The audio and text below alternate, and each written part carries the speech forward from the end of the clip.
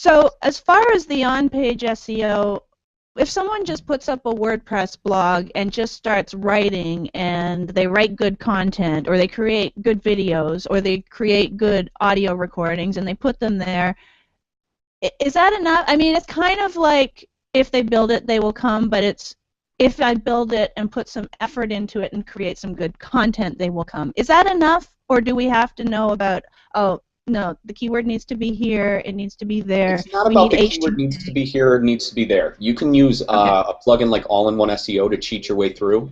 Their okay, standard settings work out just fine. You don't need to, read a book on how to set it up.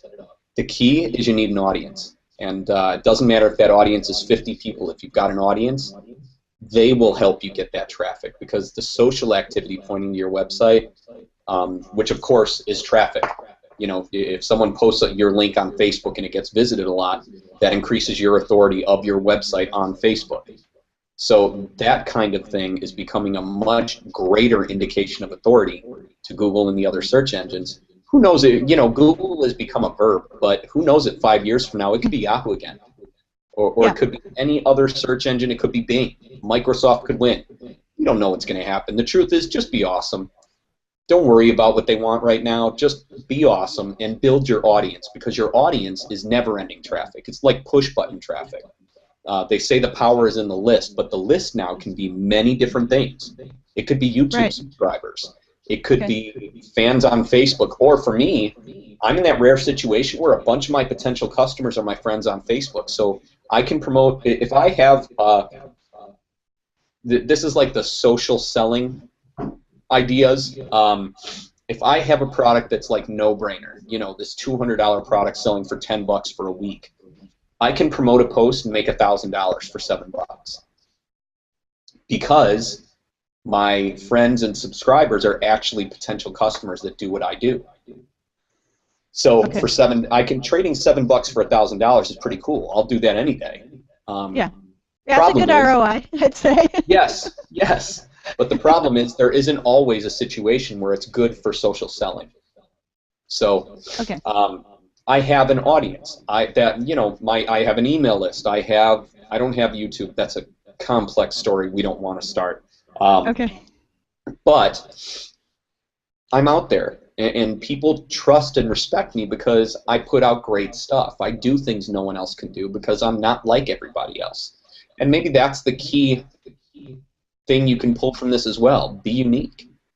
Be a badass and step up right. and help the people that need you realize that you're awesome. And if you do that, you win. Yeah, because we all have unique strengths and we all have weaknesses. So obviously, the winning idea would be to play upon your strengths and not focus on the weaknesses. So Yeah, whatever you're really good at, which often is whatever you're passionate about, but not always. So if you happen to be passionate about it and good at it, even better. absolutely. Yeah, I totally 150% agree with that. Cool. I can't imagine Bing being a verb, though. It's like, go Bing that. It doesn't work. No, not really. I don't think it will ever become a verb, even if it outperforms Google. Right. But 6, 7 years ago, we didn't think Google was going to win. I mean, look True. at them now, multi-billion-dollar company. They've obviously done something right. Yeah. As much as Well, all I customers, loved Google from the moment I first used it, and I remember there was like a ton of search engines back then. Like I'm talking late 90s, whenever Google sure. first came out, and Yahoo was a totally different thing back then. It was like links. But when Google came, like I immediately fell in love with the way that the searches were delivering me results that I actually wanted, whereas the rest of Right. them were not. They just weren't doing it. I Sure. don't know why. Me neither. Well, it's complacency in business. It happens. When you get Right. used to being the boss, you don't worry about your competitors, and that's when they come up and sneak around you and kick you in the face. So Right. um, Yeah. never underestimate the competition because as soon as you do, that's when they win. Exactly. Okay, so let's talk a little bit about paid traffic. You mentioned that if you're going to pay for traffic, now this could be pay per click, it could be Facebook ads, I guess, or whatever way that you're paying for traffic, you're saying sell hard. So if you're paying you might as well sell them something. Now, what about just paying to have people opt into a list? Because, like you said, the power is in your audience. Well, that's selling someone something. That's selling them on how Okay. awesome you are and getting them to do something. Okay. All right.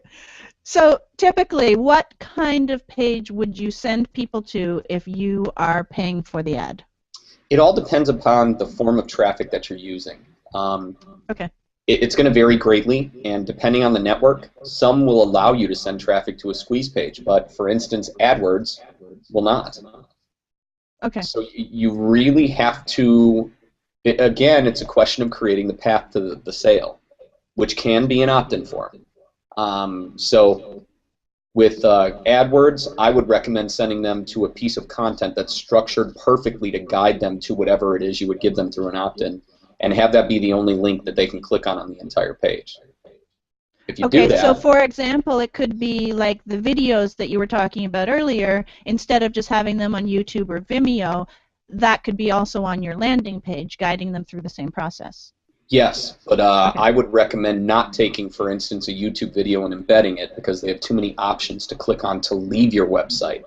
I would Okay. want to, if I was paying for traffic, I would want to make sure it was a video player that I had full control over, to make sure Okay. that there's nothing for them to click on to take them anywhere except where I want them to go. Okay. Yeah, that makes sense. So what are your favorite kinds of paid traffic right now? My single favorite, highest ROI I've ever seen for any paid traffic I've ever done is retargeting. What's What it that called? does, and what was that? What was it called? Retargeting. Retargeting. Okay, where it follows you all over the place and you're like, ooh, scary. Yes. Well, and it is scary and it's shocking. Yeah. Even better, half the time I get retargeted, it's for something I already bought. Yeah, me But that, too. Yeah, so they're well, wasting money retargeting me for something I just bought. I don't get that. my web host, I pay them $300 a month. They aren't going to get any more money from me. Period. So Um, is this an example of bad retargeting? no, it's an example of it being so low cost that they don't care. Okay. Their cost per click is minuscule. It is so tiny that it's not going to bother them. And they're making so much money doing it. The ROI is so huge that they don't care. So that's honestly the testament of how powerful that retargeting is. All it is you place a little pixel on a page, or your webmaster does it for you, and what it does is it tags a visitor, someone that came to your website. Now, you can put a cancellation pixel on a thank you page for after an order or something like that as well. I'm guessing most companies just aren't doing it because the cost for this is so low. For a few $100s, you can retarget 50,000 people per week. For a few $100s per Wow. week, you can retarget 50,000 visitors that have come to your site over the last month. And the cost is so little. And you've got to remember, what I want you to do now is kind of envision what you do on the internet. We're all becoming ADHD victims. You may not be there yet, you may not be clinically diagnosed, but we all are. There's just so much to do, so much we can do throughout any given day that, you're on Facebook 1 minute, then you remember there was that thing you had to buy on Amazon, so you go off and you go do that, and then, one of the kids starts screaming, so you run out of the room and you deal with the kid, and then you come back and you sit down in front of the computer and you're like, well, what was I doing? That's life. That's how Yeah. it is for everybody Let's now. go back to Facebook and see what's new on Facebook. Exactly. And then you start that Yeah, vicious been there. cycle all over again. I've literally had days Yeah. where I bought something on Amazon 5 different times. It's because that's just how it Really? goes. Yes. Where I forgot something, I had to go back. Then I realized I wanted to buy this other thing, and I go and buy that. And then I realized there's a birthday. I've got to take care of my niece. And then it's ridiculous. And I look at the end of the day at all the emails that I went through, and I'm like, I am not this stupid. How did this happen? But that's how it goes. Now, say that your website is thrown in there, someone goes to your page, they're about to buy it, and then one of the kids starts screaming. And they go and deal with one of the kids. I don't know about you guys. I'm probably on the extreme side of this, but I'll have 20 tabs open at any given time in my Chrome browser.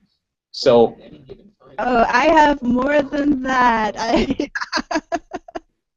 Yeah. as stated, as I said, it happens. That's life. That's how we all operate now. We all have a little bit of ADHD. So um, odds are, when they sit back down and they should go and buy that product they were looking at, they might forget. They might close all their tabs for something. They might restart their computer and lose the data that they had open. You never know what happens. So what retargeting does is it tags their computer. So you'll have banners. I use a company called Perfect Audience, which also does Facebook, which, because I'm on there all day, I kind of assume everyone else is. I know that's not quite the case, but still, it uses Facebook and Google and all these Pretty other ad close. networks. And even better, the first campaign's free.